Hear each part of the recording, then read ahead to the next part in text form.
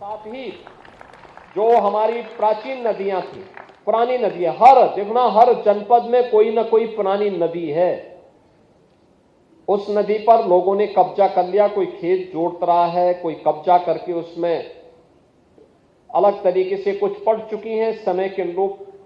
लेकिन अब जो नई स्कीम आई है, इस स्कीम का भी आप ग्राम पंचायत के साथ बैठ करके लाभ उठा सकते हैं, गांव के लोगों को श्रमदान करने के लिए प्रेरित कर सकते हैं और कह सकते हैं कि जो नई स्कीम अभी प्रधानमंत्री जी ने दी है, विकसित भारत जी राम जी, इसके माध्यम से हर गांव में रोजगार का सृजन होना है।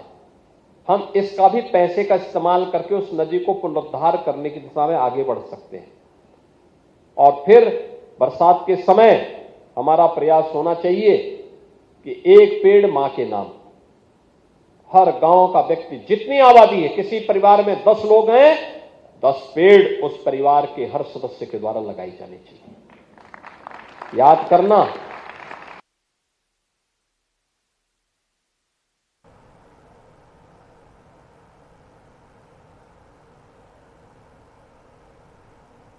अंतःकरण से भी था और उसने प्रत्यक्ष उस समारोह में सहभागी बनकर के, जो समारोह में भाग नहीं ले सकता था, उसने हर घर तिरंगा के माध्यम से उस आयोजन का हिस्सा बनकर के इस आयोजन में वह आगे बढ़ा था। और आज हम कह सकते हैं कि प्रधानमंत्री मोदी जी ने हर भारतीयों को उस समय एक विजन दिया था। 2022 में एक विजन दिया था विकसित भारत का। यह देश जब अपनी आजादी का शताब्दी महोत्सव मना रहा होगा, यानी 100 वर्ष जब आजादी के पूरे हो रहे होंगे, तब हमें कैसा भारत चाहिए? ये भारत वही, याद करिए ना, 11 वर्ष में प्रयास हुआ तो भारत दुनिया की चौथी बड़ी अर्थव्यवस्था बन गया। जिस भारत की कोई सुनता नहीं था, भारत के बगैर दुनिया का काम चलेगा नहीं।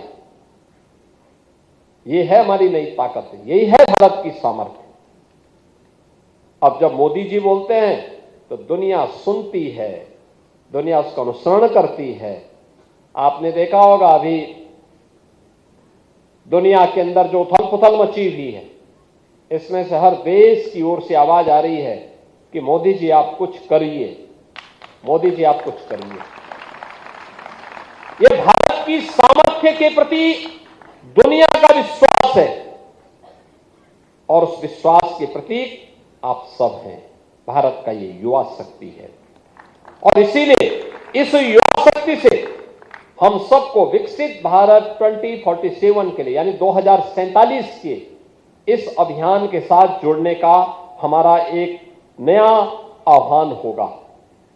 आज मुझे प्रसन्नता है कि यहां पर मैं देख रहा था कि इस अवसर पर युवक मंगल दल और महिला मंगल दल को, जिन्होंने अपने अपने क्षेत्र में अच्छा कार्य किया, राज्य स्तरीय स्वामी विवेकानंद यूथ पुरस्कार भी से सम्मान यहां पे सम्मानित किया गया।